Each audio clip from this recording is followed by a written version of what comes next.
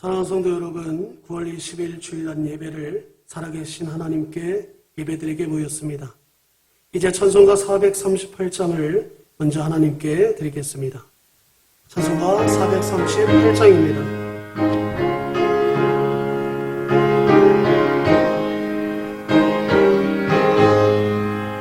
내 영혼이 은총이고 중한 죄진 얻고 보니 슬픈 많은 이 세상도 천국으로 가도다. 할렐루야 찬양하세. 내 모든 죄 사함받고 주 예수와 동행하니 그 어디나 하늘나라. 주의 얼굴 뵙기 전에 멀리 뵈던 하늘나라. 내 맘속에 이루어지니 날로 날로 가깝도다. 할렐루야 찬양하세. 내 모든 죄 사함받고 주 예수와 동행하니 그 어디나 하늘나라. 마지막 3장은 일어나서 찬양하시겠습니다. 들이 조막이나 은거리나 내 주 예수 모신 곳이 그 어디나 하늘나라. 할렐루야 찬양하세. 내 모든 죄 사함받고 주 예수와 동행하니 그 어디나 하늘나라.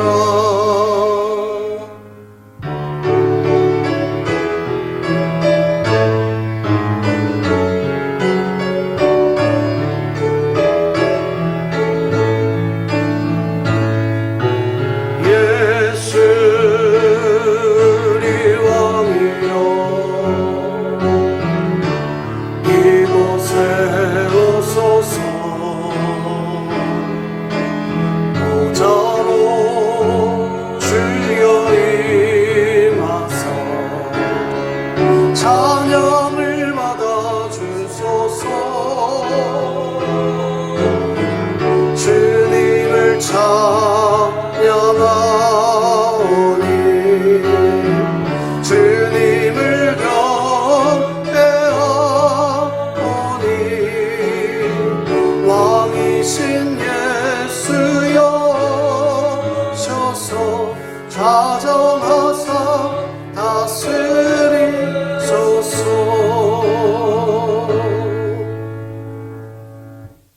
사랑결의 하나님 아버지 감사드립니다. 주 예수 그리스도의 십자가에 볼리지하여 예배드립니다. 우리의 죄를 사하시고 이 예배를 통해 하나님만 영광 받으시옵소서. 예수 그리스도의 이름으로 기도드립니다. 아멘. 우리 찬송가 4장 찬양하겠습니다.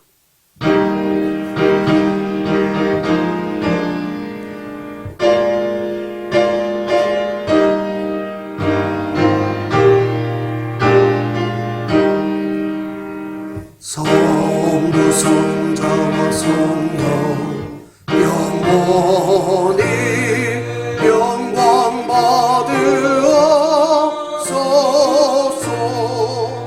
대처로 지금까지 또 영원으로도록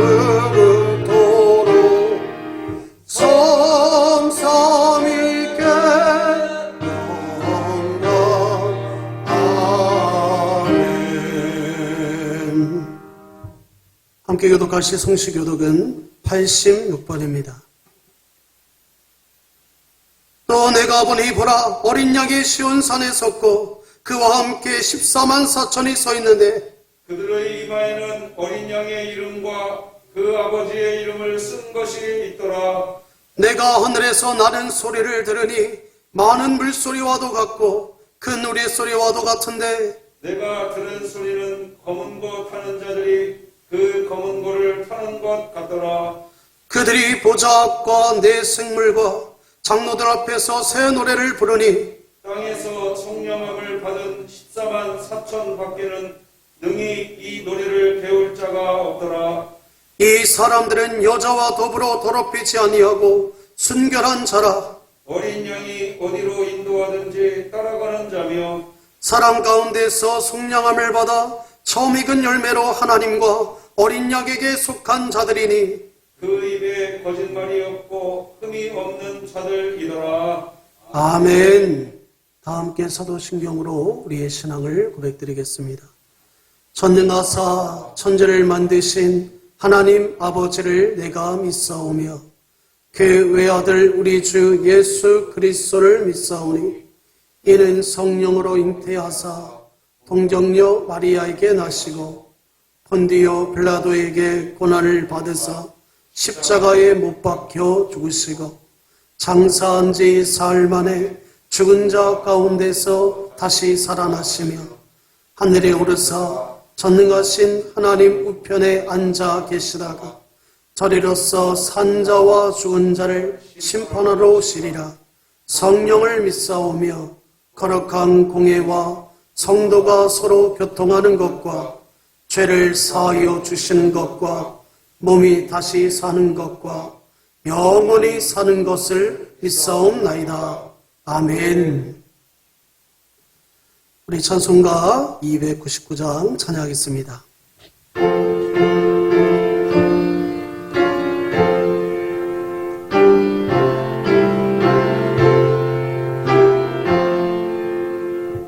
하나님 사랑은 온전한 참 사랑 내 맘에 불고 주시사 충만케 하소서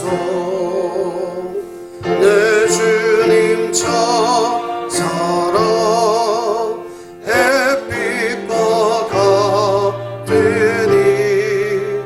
그 사랑 내게 비추소 뜨겁게 하소서 그 사랑 앞에는 풍파도 그치며 어둠 방법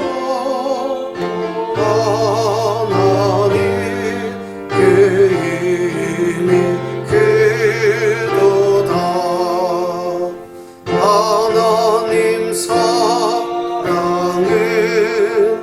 온전한 참 사랑 내 맘과 영의 채우사 새 힘을 주소서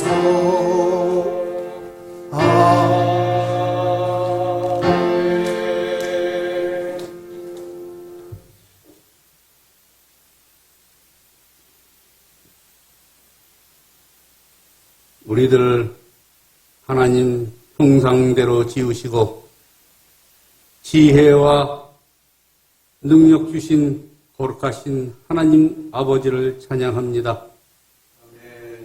오늘 저희들에게 거룩한 주일을 허락하시며 주님의 동산으로 불러 모아주시니 감사를 드립니다. 하나님 아버지, 그럼에도 우리들은 주님의 사랑과 은혜를 깨닫지 못하고 우리들에게 명하신 명령에 순종치 못하였습니다.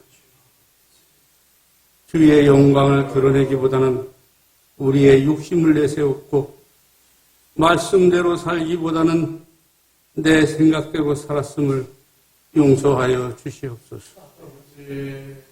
주여, 이 아침에 주의 사랑과 은혜를 사모하는 간절한 마음으로 영상 예배를 드리는 교우들에게 찾아와 주셔서 코로나19로 고통 중에 있는 교우들을 도와주시며 가정의 여러 문제와 경제적인 문제로 고민하며 기도하는 기도를 들어주시옵기만을 간절히 바라옵고 원하옵나이다.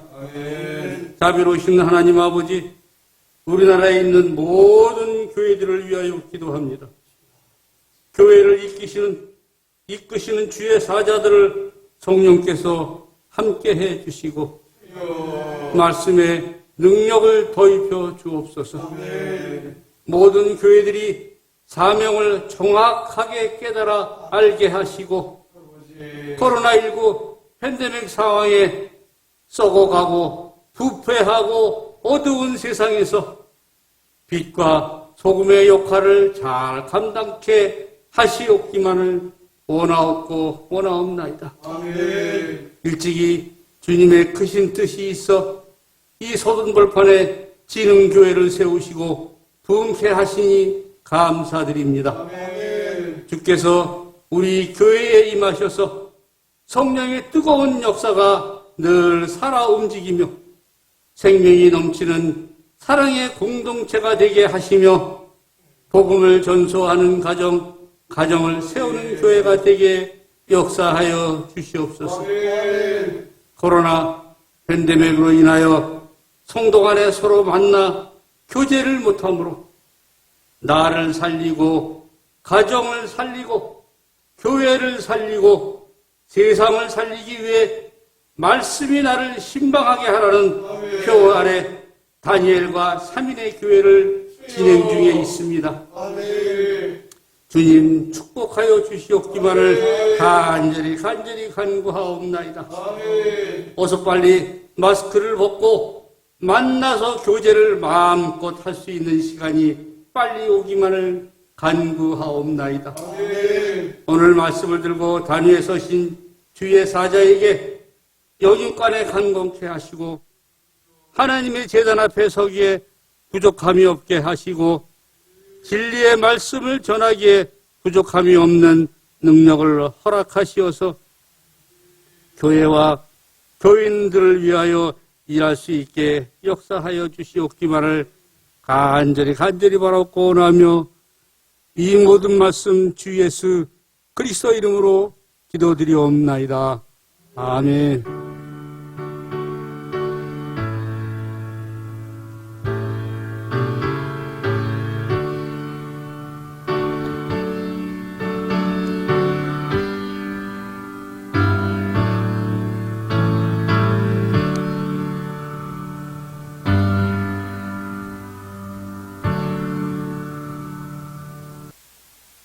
오늘 하나님의 말씀은 누가복음 2장 8절에서 14절 말씀까지입니다. 신약성경 89쪽에 있습니다. 누가복음 2장 8절에서 14절입니다. 누가복음 2장 8절에서 14절입니다. 다 찾으신 줄 알고 제가 봉독해 올리겠습니다.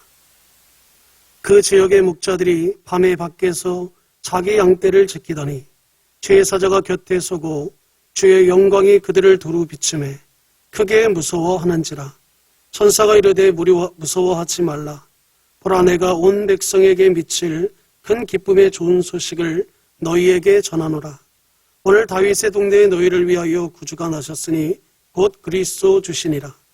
너희가 가서 강보에 쌓여 그에 누워있는 아기를 보리니 이것이 너희에게 표적이니라 하더니 호련히 수많은 천군이 그 천사와 함께 하나님을 찬송하여 이르되 지극히 높은 곳에서는 하나님께 영광이요 땅에서는 하나님이 기뻐하신 사람들 중에 평화로다 하니라. 아멘.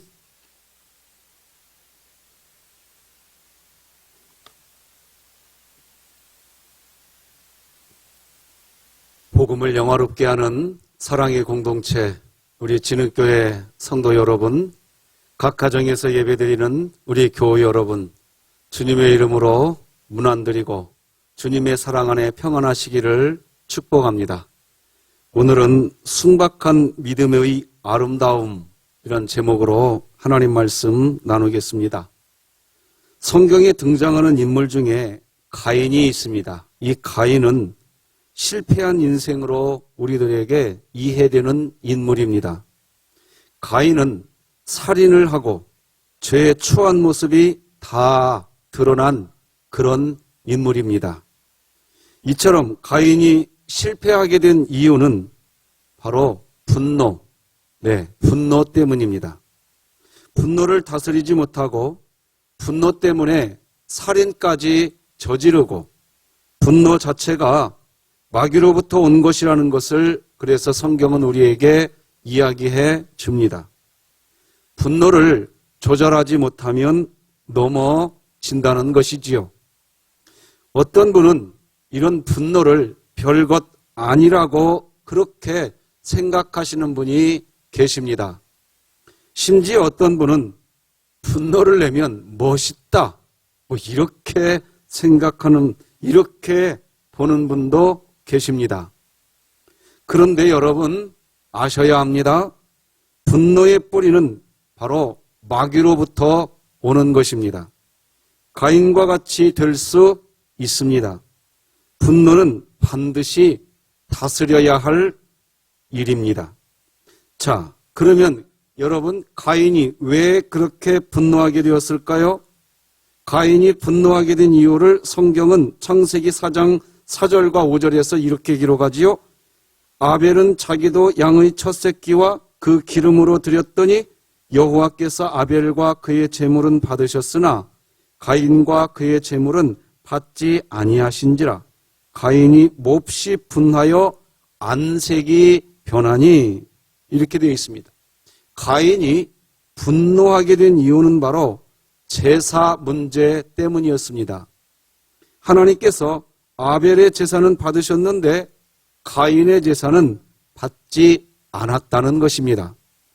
우리는 이 부분을 좀 더 확대해서 클로즈업해서 보아야 합니다.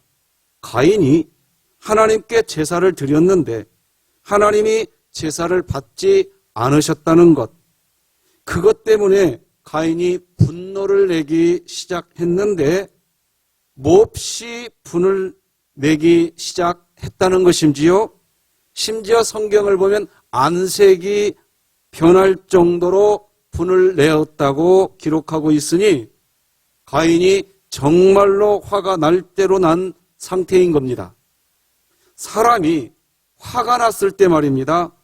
얼굴 관리가 안 될 정도로 화가 났다. 그건 정말 안색이 변했다고 하잖아요. 그러니까 정말로 화가 난 겁니다. 저는 그런데 여기에서 참 궁금한 게 말입니다. 정말 이렇게 되는가 하는 것입니다.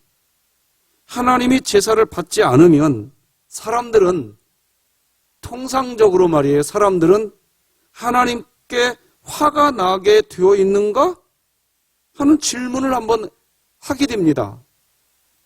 정말 통상적으로요. 저는 하나님이 예배를 받지 않으셨을 때 자신이 온전한 예배를 드리지 못한 자기 자신에 대해서, 예배를 드린 자기 자신, 그러니까 하나님이 예배를 받지 못하게 예배를 드린 자기 자신을 돌아보는 계기로 삼는 그런 분들은 제가 목회하면서 많이 보았습니다. 그런데 제가 신앙생활에 오면서 또 목회하면서 제가 경험한 바로는 자신이 드린 예배를 하나님이 받지 않으셨다고 하나님을 원망하는 분, 그리고 가인처럼 극도의 화를 내는 분을 잘 보지 못했다는 겁니다. 어렵더라고요. 그런 분 찾기가 어렵더라고요. 하지만 이런 경우는 간혹 있기는 했습니다. 어떤 경우인가 하니까 정말 우리 성도님들이 하나님께 예배를 드리고 싶은 마음이 정말로 있었습니다. 그런데 이분이 주일날 자기 직업상 예배 참석이 정말 직업상 어려운 분이 계십니다. 그분이 화를 내는 것은 보았습니다. 하나님은 왜 내가 이런 직업으로 살게 하셨나요? 이렇게라고 말입니다. 그런데 사실 이런 말도 하나님을 향해 정말 화를 내는 분노하는 경우라기보다는 예배드리지 못하고 있는 속상함, 자기 푸념, 정말 이 속상함에 가까운 이야기 아니겠습니까? 그런 측면에서 가인을 이해하기가 어려웠습니다. 자신이 드린 제사를 하나님이 받지 않으셨다면 완전하신 하나님을 원망하기 전에 예배자 자신의 모습을 돌아보아야 했습니다. 그런데 가인의 상황은 지금 그 반대인 것입니다. 왜 그랬을까요? 왜 가인은 얼굴색이 그냥 변할 정도로 그렇게까지 몹시 분노하게 되었을까요?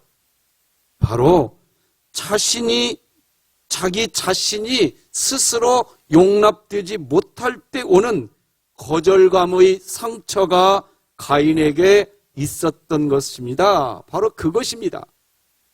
가인에게는 자신이 누군가에게 용납되지 못할 때 나타나는 거절감의 상처가 있었던 것입니다. 그 문제는, 이런 가인의 문제는 멀리 있는 다른 누군가의 문제가 아니라는 것입니다. 사실 우리들의 문제입니다. 왜 저렇게 분노하는가? 이유를 알지 못할 때가 있습니다. 가인처럼 그런 상태가 아닌가 점검해 보셔야 됩니다.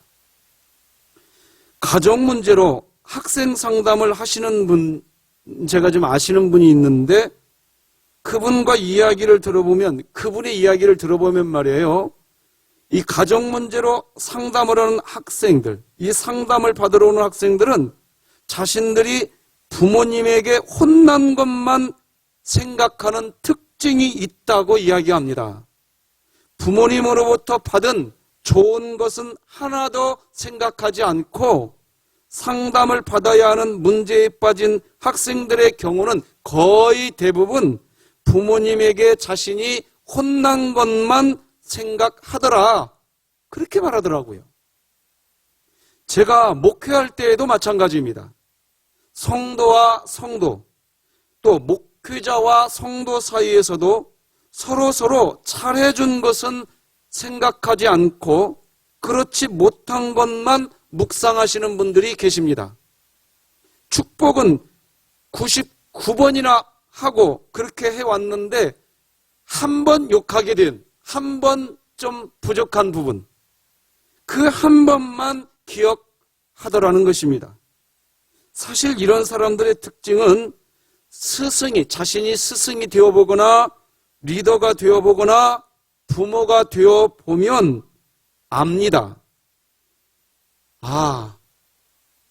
그 한 번을 이해해주지 못했구나, 알게 돼요. 그런데 반대로요, 스승의 입장이 아닌 제자의 입장에서, 리더가 아닌 조력자의 입장에서, 부모가 아닌 자녀의 입장에서는 모릅니다. 잘 해준 것은 그저 당연한 것이고, 그리고 못한 것만 생각합니다. 이걸 다른 얘기로 하면, 조금 다른 각도로 보면 자기 자신을 중심으로 항상 주변을 본다는 거지요. 분노는 거기서 시작되는 겁니다. 그래서 예수님은 우리에게 분명히 말했어요. 너희가 나를 따라오려거든 네 자신을 부인해야 된다.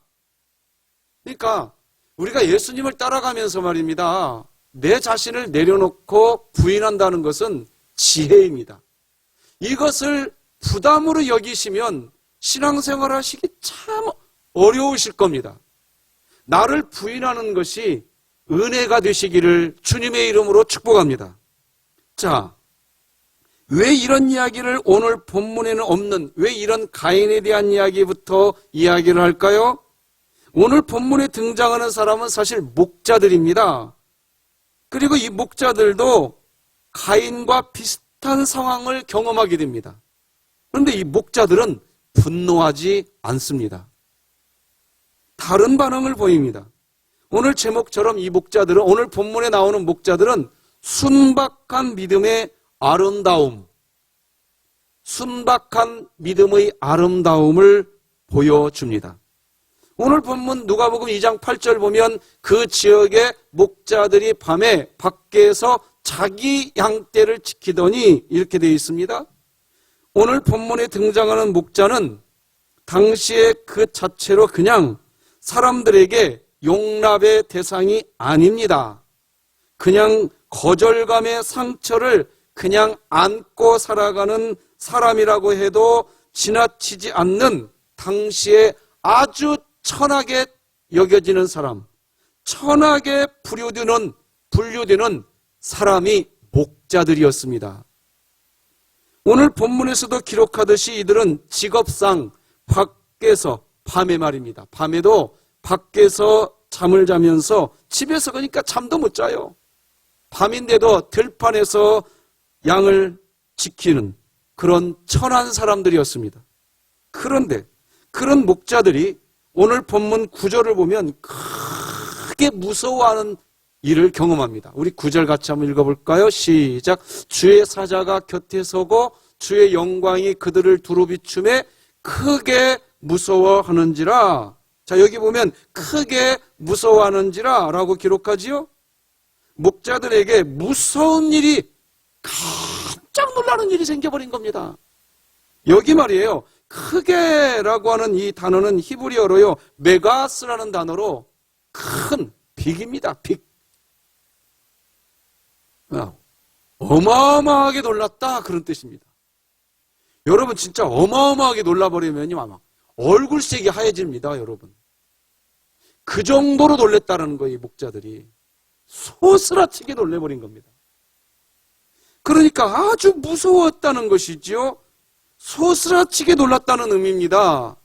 그런데 그렇게 놀란 목자들, 이 목자들은 그렇게 크게 놀랐는데도 자신들이 그렇게 크게 놀란 바로 그 사실 그 자체로 어떤 갈등이 유발된다던가 아니면 놀란 마음 때문에 천사들과의 만남에 있어서 뭔가 분노하거나 어긋나는 일이 발생했다던가 하는 어떤 문제도 발생하지 않습니다. 지금 이어지는 10절에서 천사들이 무서워하는 목자들에게 그저 무서워하지 말라라는 말, 그 한마디로 그냥 이 무서워하던, 그렇게 무서웠던 목자들의 감정에 대한 문제는 본문에서 기록도 안 나옵니다. 사라져버립니다. 없습니다. 아예. 우리는 여기에서 목자들의 순박한 마음을 볼 수 있어야 합니다. 목자들의 마음은 순박한 마음이었습니다. 목자들의 이 순박한 마음, 그저 순박하게 열심히 수고하면 수고한 대로 먹고 노력한 만큼 먹고 사는 순박한 삶, 욕심내지 않고 있는 것은 있다고 하고 없는 것은 없다고 하는 인생. 사람들은 들판에서 양을 치는 이 목자라고 해서 천박하게 여기고 그리고 그들을 사람 대접해 주지 않았지만 그들의 마음은 순박했습니다. 그러니 목자들이 그렇게 크게 놀라게 되는 마음이 있었지만 목자들은 액면 그대로 천사들의 말을, 천사들이 전해주는 그 말에만 반응합니다. 아기 예수, 구주가 태어난다는 그 말에만 반응을 합니다. 천사들이 떠나가자 목자들은 곧바로 천사들의 말에 의한 행동, 즉 베들레헴으로 가자고 이야기합니다. 15절 읽어드리겠습니다. 천사들이 떠나 하늘로 올라가니 목자가 서로 말하되 이제 베들레헴으로 가서 주께서 우리에게 알리신 바 이루어진 일을 보자 하고. 그저 순박한 목자들, 순박함 그 자체입니다. 잠도 집에서 자지 못하고 들판에서 양을 지킬 정도로 양의 목자들로서 사명감이 투철했던 그들. 그런데 그냥 행동합니다. 자신들이 그 밤에 지키고 있던 자기들의 그 양떼, 그 양떼는 어떻게 하고 도대체 누구에게 맡기고 그 밤에 아기 예수님을 맞으러 베들레헴으로 갔는지 알 수가 없습니다. 그저 순박함 때문에, 아기 예수님이 태어난다는 그 사실 하나 때문에 밤에 집에 가서 잠도 안 자고 들판에서 양을 지켰는데 그 양들을 누구에게 맡기고 그날 밤 베들레헴으로 갔는지 알 수가 없습니다. 나는 그게 궁금해요. 16, 17, 18절을 읽어드리겠습니다. 이런 말이 나오죠. 빨리 가서 마리아와 요셉과 구유에 누인 아기를 찾아서 보고 천사가 자기들에게 이 아기에 대하여 말한 것을 전하니 듣는 자가 다 목자들이 그들에게 말한 것들을 놀랍게 여기되, 말씀드린 것처럼 이들은 당시 천한 사람으로 취급되었습니다. 큰 소리 한번 제대로 하지 못하고 천한 인생을 이들은 살아오면서 온갖 거절감과 마음에 치료되지 못한 상처들을 안고 살아온 그저 천한 사람들. 그런데 그런 삶을 살아온 사람들인데 그런 낮은 자리의 인생, 많은 아픔이 있을 수 있는 그런 인생을 이들이 살아왔는데 이들은 가인하고 같지가 않습니다. 여전히 순박합니다. 한 번의 실패를 평생의 실패로 만들지 말라. 당신의 출신이 인생을 좌우하게 두지 말라. 이런 말이 있습니다. 목자들의 순박함, 그 순박함은 아기 예수님을 제일 먼저 경배하게 하는 삶을 살게 만들었어요.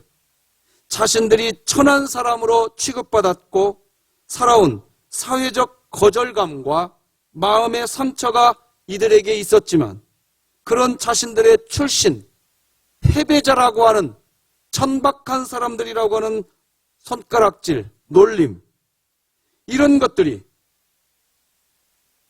이들의 전 인생을 좌지우지하지 않았습니다. 그저 순박한 믿음의 아름다움만 보입니다. 그런데 어떤 사람들은 그렇지 않습니다. 나 그런 일 한번 당했어 하고 그것을 일주일 동안 가슴에 끌어리고 있고 한 달 동안 끌어리고 있고 1년 동안 그거 하나 끌어리고 있고 끝까지 그거 한번 내가 어떤 경험한 것을 가지고 내 인생이 계속 그 영향력 아래에 있는 사람들이 있습니다. 나 그때 그 일 경험했어. 1년이 지나갔는데도 그 영향력 아래에서 헤어나오지를 못합니다. 사람들은 잘해준 것은 생각하지 않고 못한 것만 생각하고서 원망하고 미워하고 시기합니다. 여러분 다시 가인 이야기를 좀 해보겠습니다. 가인이 몹시 분하여 안색이 변했다고 합니다. 그리고 결국 동생을 죽이지요. 정확하게 이야기하면 동생이 도대체 무슨 잘못입니까? 동생 아벨이 형 가인의 손에 죽어야 하는 이유가 뭔가요? 잘한 것도 죄인가요? 아벨은 제사를 잘 드린 일밖에 없습니다. 다시 말씀드리면 동생을 향해 가인이 분노할 이유가 딱히 없습니다. 우리는 이 부분을 눈여겨보아야 합니다. 아벨이 딱히 잘못한 것이 없는데도 가인의 눈에는 왜 죽이고 싶을 정도의 대상이 되고 말았을까요? 그 이유, 즉 문제는 가인입니다. 가인의 입장이에요. 거절감과 마음의 치료가 되지 않은 상태에 있는 가인의 입장. 그런 가인에게서 나올 수 있는 것은 결국 정해져 있습니다. 분노밖에 없습니다. 원망밖에 없는 것입니다. 잘한 것은 다 잊어버리고 잘못한 것 그 하나 끝까지 물어잡고 설명할 수조차 없이 정말 죽이고 싶은 마음이 되고 만 것입니다. 살다 보면 제3자의 눈으로 보면 이해되지 않던 것도 이해되는 것들이 의외로 많습니다. 제3자의 눈으로 보면 그전에는 설명이 안 된다고 그렇게 이야기했던 것들을요, 3자의 눈으로 살짝만 좀 각도를 바꿔서 보면 설명이 되는 일들이 우리에게는 사실 굉장히 많습니다. 내가 왜 그때 그렇게 생각했을까? 분노할 이유가 없습니다. 그런데 가인과 같은 입장에서 보면 오직 하나입니다. 자기 감정, 자기 생각을 내려놓을 수가 없습니다. 어떤 형식으로든 행동으로 나타내고야 맙니다. 앞서 말씀드린 것처럼 한 번의 실패를 평생의 실패로 만들지 말라. 당신의 출신이 인생을 좌우하게 두지 말라. 이런 말이 있다고 했습니다. 이 세상에 어느 누구도 한 번의 실패 때문에 평생을 실패하는 인생이 되게 하려고 하는 사람은 없습니다. 그런데 제3자의 눈으로 보면 이해가 되고 설명이 되는 일, 그런 일이 가인과 같은 눈, 가인과 같은 마음을 스스로 해결하지 못하면 그 한 번의 그 실패, 한 번의 그 어떤 일, 그 한 번의 일이 정말 평생도록 따라다니면서 영향력을 행사합니다. 그리고 항상 그렇게 얘기합니다. 당신 그때 나한테 그렇게 얘기했잖아. 이 대책이 없어요, 정말. 대책이 없어요. 안타깝죠. 참 안타깝습니다. 반면에 오늘 본문에 나오는 목자들, 밤에 들판에서 양을 치던 이들은 어떤가요? 이들은 매년 성탄절만 되면 전 인류 역사, 이 땅의 모든 사람들이 다 기억해주는 참 아름다운 사람들이 되지 않았습니까?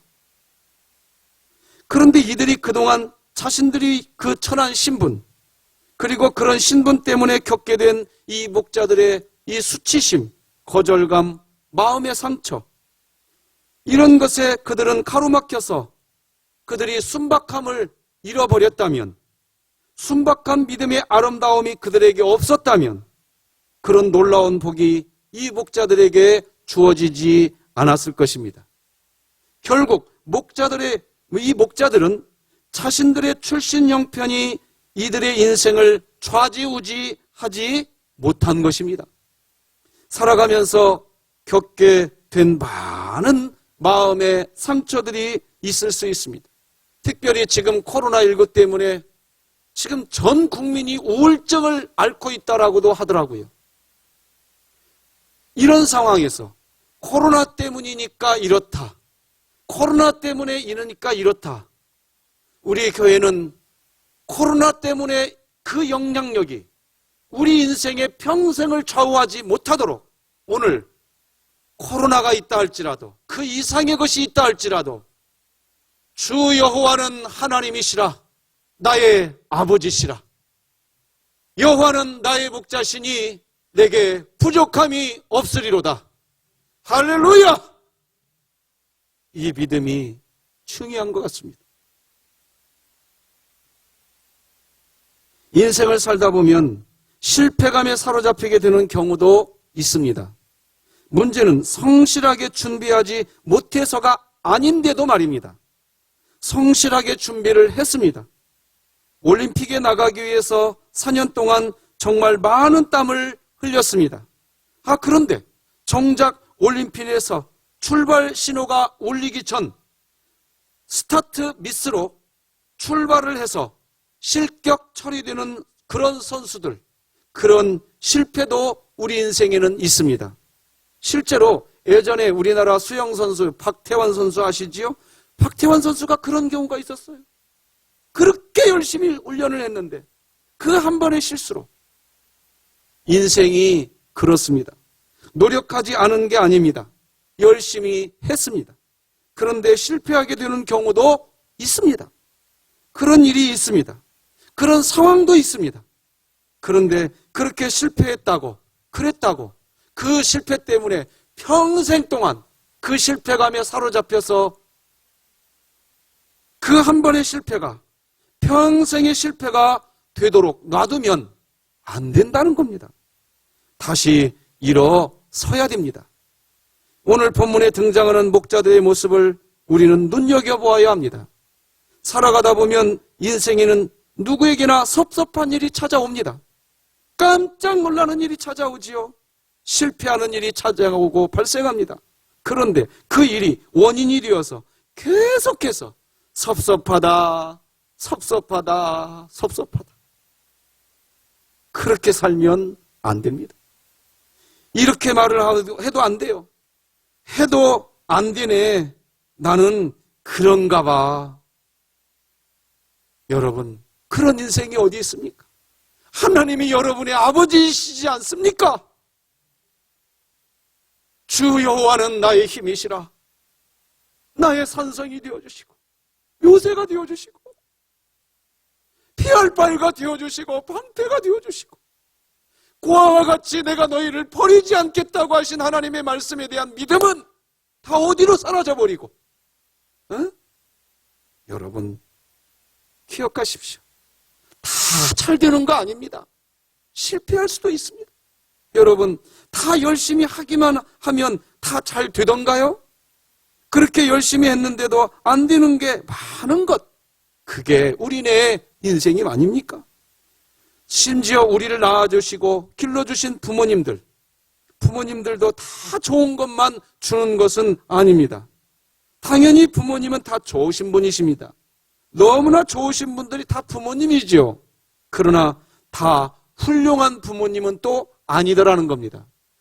분명히 훌륭한 부모님은 아닌데도 기가 막힌 인물들이 이 세상에는 많이 있습니다. 안 그렇습니까? 엮이는 가정에서 태어났는데도 인류의 역사를 뒤바뀌어 놓는 큰 일을 한 사람들도 많습니다. 환경이 나를 지배하지 않도록 내 마음에 계신 하나님이 여러분을 지배하기를 주 예수 그리스도의 이름으로 축복하고 축복합니다. 뿐만 아닙니다. 여러분, 사람은요, 아십니까? 태어나는 순간부터 거절감을 경험한대요. 인간이요, 이게 수정을 해서 생명체가 되고 난 후에 제일 먼저 머무르는 게 엄마의 자궁 아닙니까? 자궁. 아기는 엄마의 자궁 안에서 10달 동안 그 안에서 자라나게 됩니다.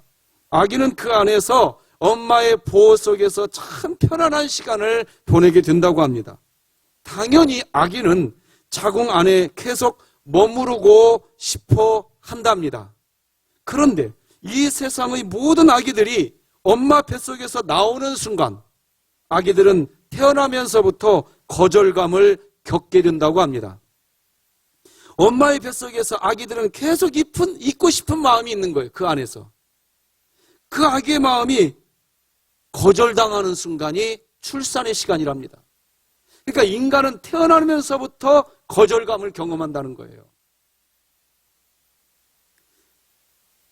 인간은 이처럼 태어날 때부터 엄마 뱃속 안락한 곳에서 더 머무르고 싶은 그 마음의 거절감을 가지고 태어난답니다. 더 나아가 우리에게는 영적인 거절감도 있습니다. 하나님께서 죄로 인해서 단절하시는 때가 우리에게 있습니다. 그렇다면 이런 거절감, 마음의 상처가 있을 때 우리가 해야 할 일이 무엇일까요? 우리 그리스도인들은 어떻게 해야 할까요? 살아가면서 경험하게 된 거절감과 마음의 상처가 우리 인생 평생 동안 영향을 주지 않도록 하기 위해서 우리가 해야 할 일은 무엇일까요? 제일 중요한 것은 내 잘못을 그냥 인정하고 하나님이여 나를 불쌍히 여겨 주시옵소서. 자기의 거절감, 하나님이여 나는 연약한 존재입니다. 나는 마음에 상처가 있습니다. 그것을 가지고 하나님께 나가야 되는데 그러면 됩니다. 그런데 그것을 안 하게 될 때 내가 받은 거절감, 내가 받은 마음의 상처, 그것이 분노로 역사하기 시작합니다. 100% 분노가 나옵니다. 여러분, 하나님 앞으로 가시기 바랍니다. 화를 내는 사람은 거절, 마음의 상처입니다. 그것 때문입니다.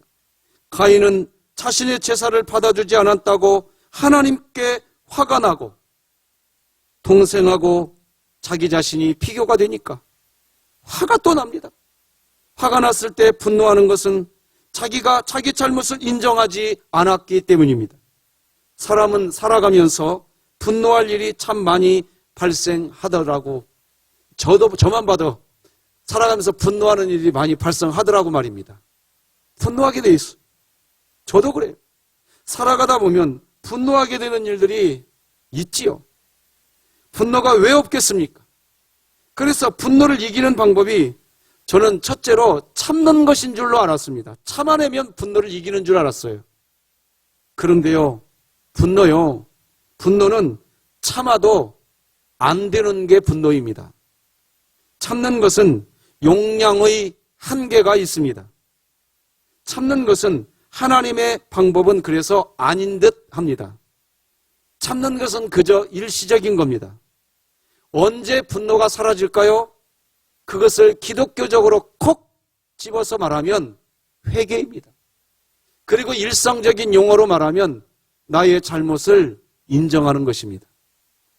오늘 본문을 보면 갑자기 목자들에게 나타난 천사들이 목자들의 의견과 상관없이 자신들이, 즉 천사들이 나타나고서 자기들이 나타난 이유에 대해서만 10절에서 14절이 기록하고 있습니다.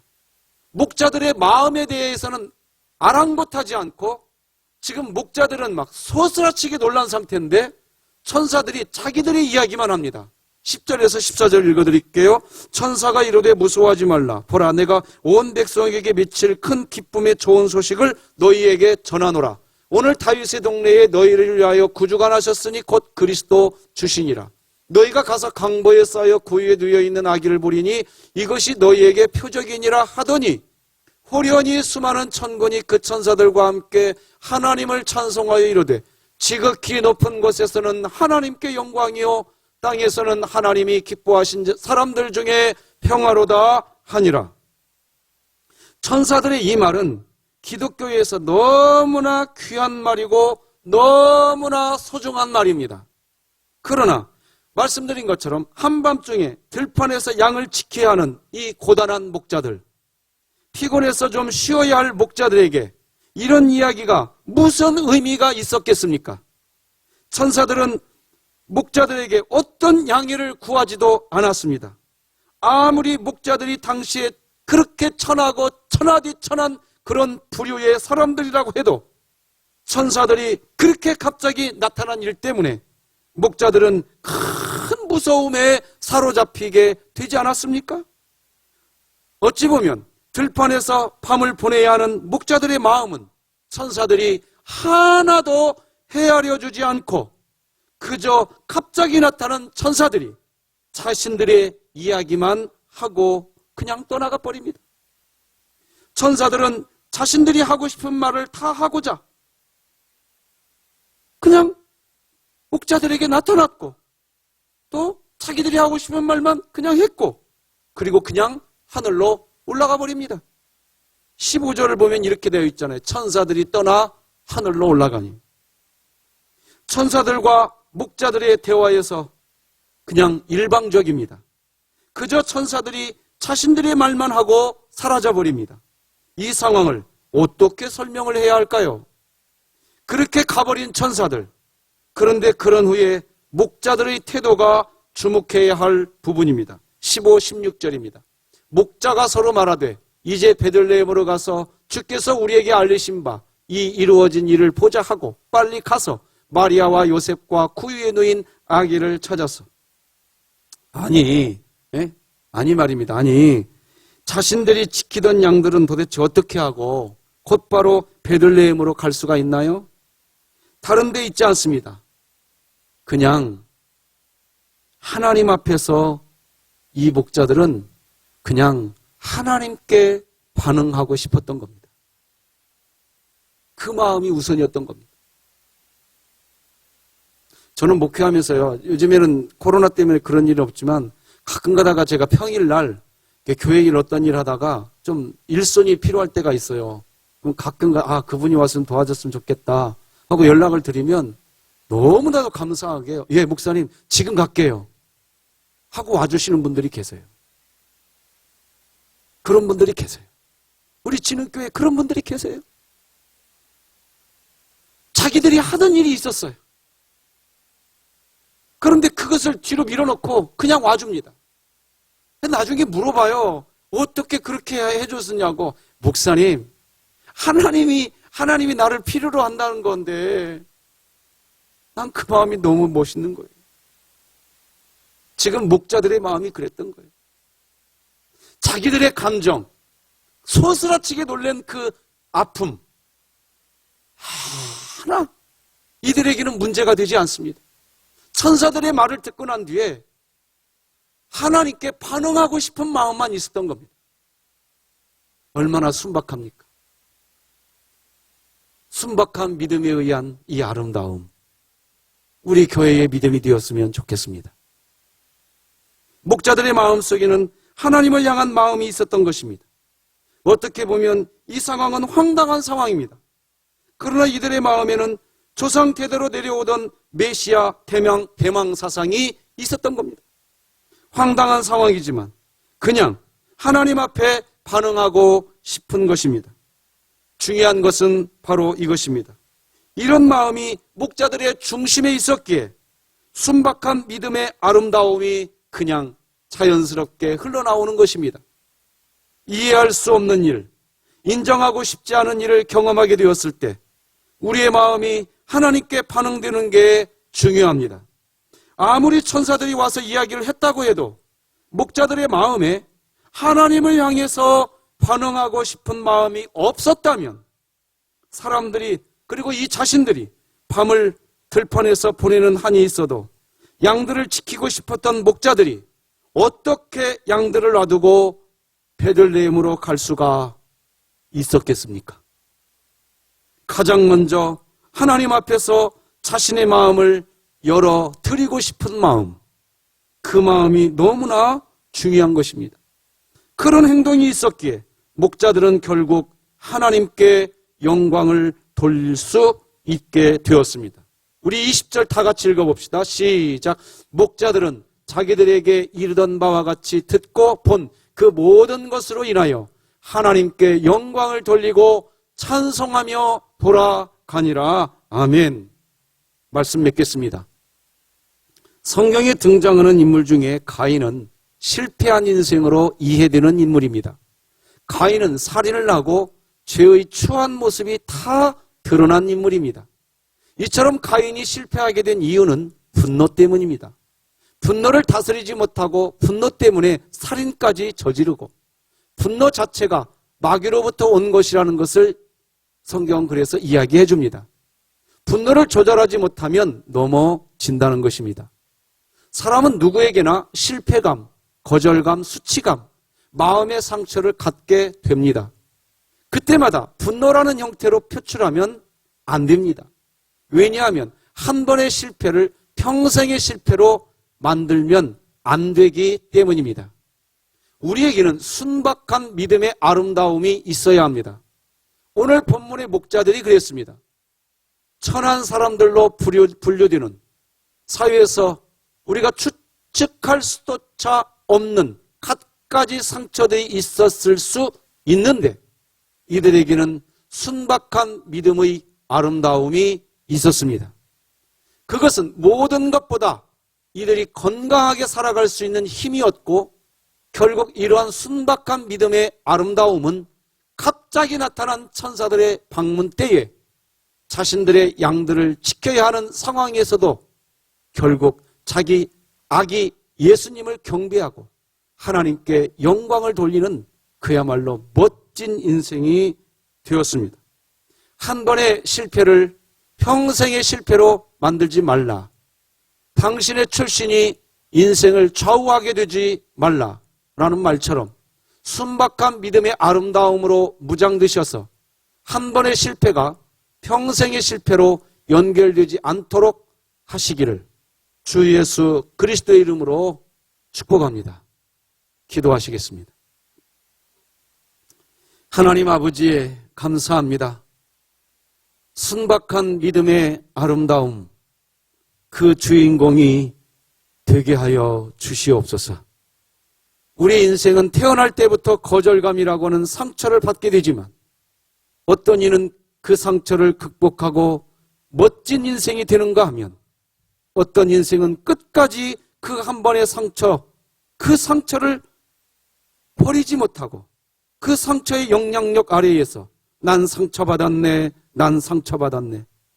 하나님 아버지, 오늘 이 예배 드리는 우리 모든 우리 진흥교회 성도들 하나님 앞에 나아가서 그 마음이 다 씻어지고 하나님 붙들어 주시는 성령의 놀라운 은혜 안에 치료되어지고 회복되어져서 순박한 믿음의 아름다움을 지니게 하여 주시옵소서.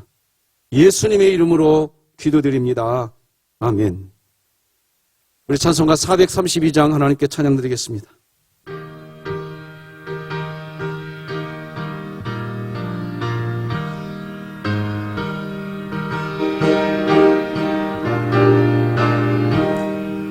큰 물결이 설레는 어두운 바다 저 등대의 불빛도 희미한데 이 풍랑에 배저어 항해하는 이 작은 배사공은 주님이라 나 두려움없네 두려움없도다 주 예수님 늘 깨어 계시도다 이 흉흉한 바다를 다 지나면 저 소망의 나라에 이르리라 큰 풍랑이 이 배를 위협하며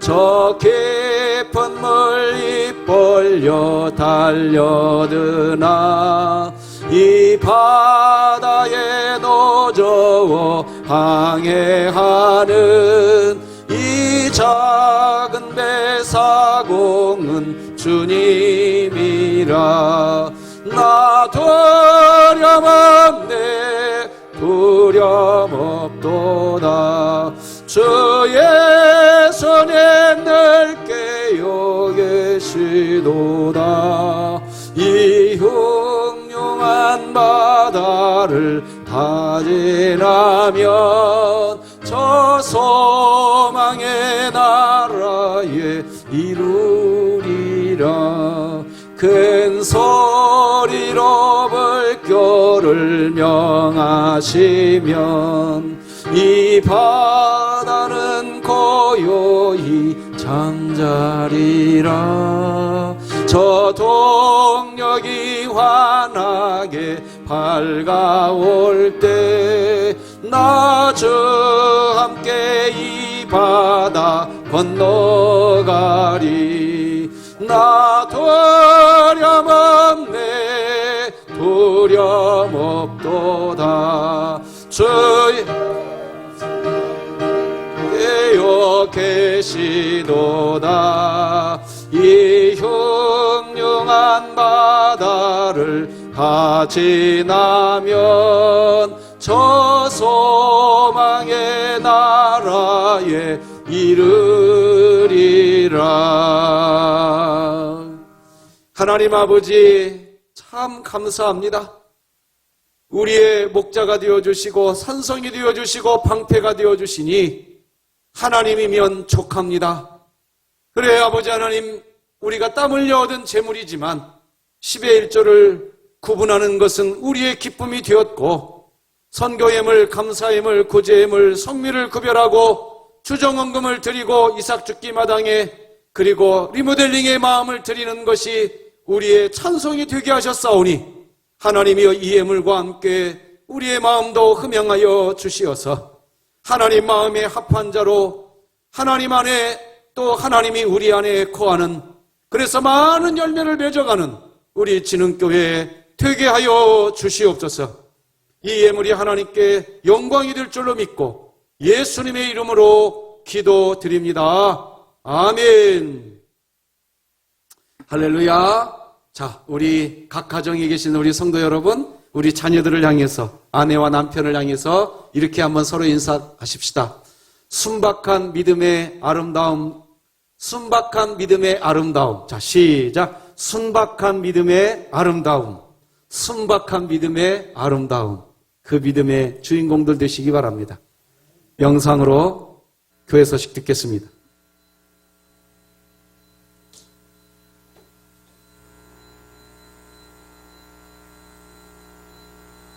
가족 형제자매님과 찾아주신 여러분을 환영합니다. 2020년도 교회표어는 복음을 전수하는 가정, 가정을 세우는 교회입니다. 2020년 예배 참석 한 번 더하기 운동이 금일부터 12월 31일까지 있습니다. 스티커는 주중에 각 다니엘이 교회에서 가져가시고 스티커를 성경책에 부착해 주시기 바랍니다.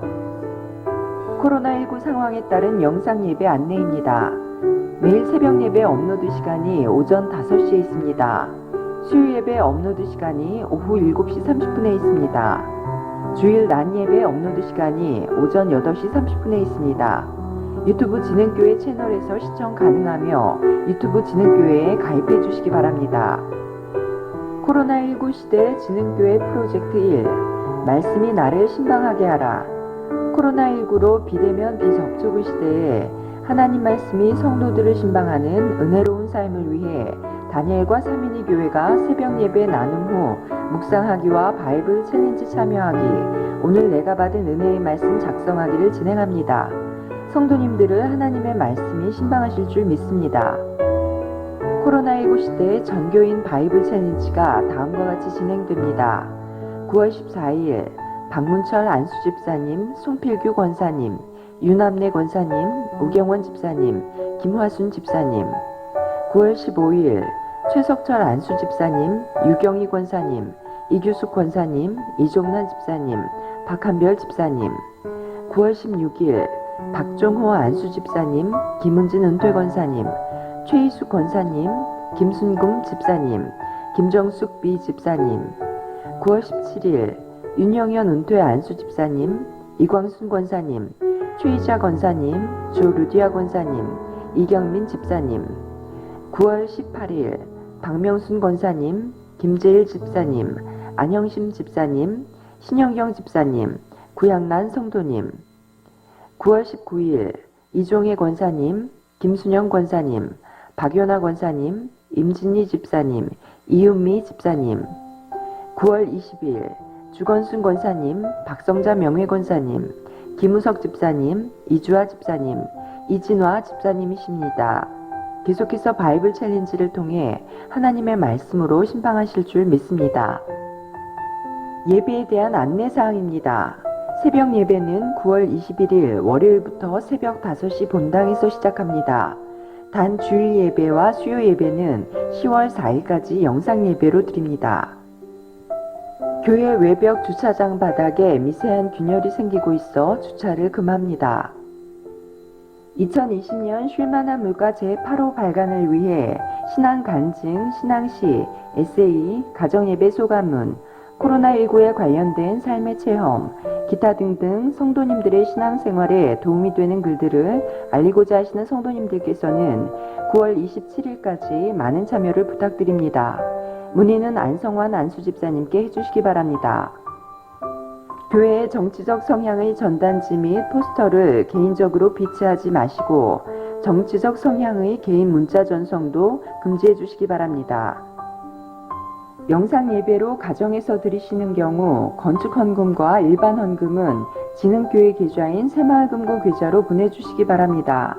가능하면 계좌이체로 헌금해 주시고 만약 계좌이체가 어려운 분은 화요일, 목요일, 토요일 오전 10시에서 12시 또는 오후 1시에서 4시 사이에 교회로 가져와 주시면 감사하겠습니다. 헌금 항목은 별도로 적어서 1층 교육자실 또는 2층 사무실로 보내주시면 항목별 헌금 개수 처리하겠습니다. 진하원 안수집사님께서 교회 건물 뒤편 초등부 외벽 철판 공사를 위해 수고해 주셨습니다. 김영수 집사님, 홍성은 집사님 가정이 등려하셨습니다. 주님의 이름으로 축복합니다. 이삭죽기 마당 사랑 나눔의 배현석 집사님, 김지연 집사님 가정에서 자녀 배주은 생일 감사로 드리셨습니다. 이상으로 교회 소식을 마치겠습니다. 예, 여러분 감사합니다. 2020년 예배 참석 한 번 더하기 운동을 이번 주부터 시작합니다. 다니엘과 3인의 교회, 우리 다니엘 되시는 분들이 수고 좀 해주시기를 부탁을 좀 드리고요. 아니 예배당 예배도 못 드리는데 무슨 예배 참석 한 번 더하기 운동이냐고요? 여러분, 삶의 현장에서 내가 한 번 하나님을 찬양하는 것도 예배고, 매 삶의 현장에서 하나님을 높여드리는 모든 우리의 삶의 행동들이 다 예배입니다. 이 어려운 때 오히려 더 이 예배 참석 한 번 더하기를 가슴에 새길 수 있도록 스티커를 배포하니까 우리 다니엘 되시는 분들이 좀 수고 좀 해주시기를 부탁드리고요. 그리고 우리 진흥교회는 내일 새벽 예배부터 예배당 예배를 드립니다. 새벽 예배는 예배당에서 예배를 매일 아침 5시에 드리는 것 잊지 마시고요. 그리고 수요 예배와 주일학교 예배, 그리고 주일 예배는 10월 4일까지는 영상 예배로 드리기로 했습니다. 이 점 이해해 주시고 진흥교회 성도 여러분 어느 곳에 있든지 예배에 소홀함이 없기를 부탁드립니다. 이제 다 자리에서 일어나셔서 우리 찬송가 620장 하나님께 드리겠습니다.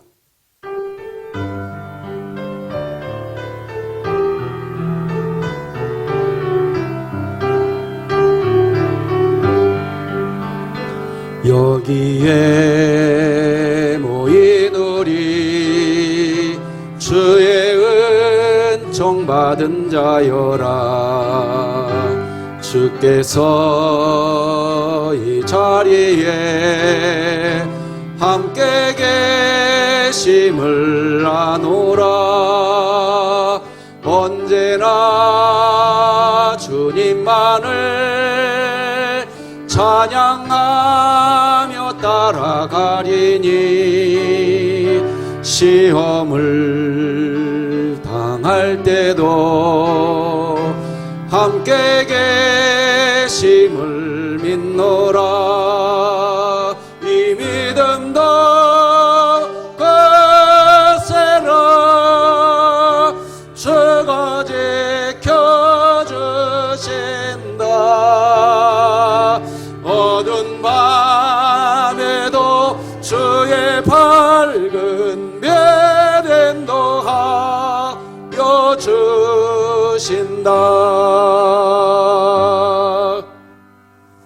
예수님의 은혜와 하나님 아버지의 사랑과 성령님의 교통하심이 우리 모든 성도들의 심령과 삶의 터전 위에 우리 진흥교회 위에 이제로 영원토록 함께할지어다. 아멘.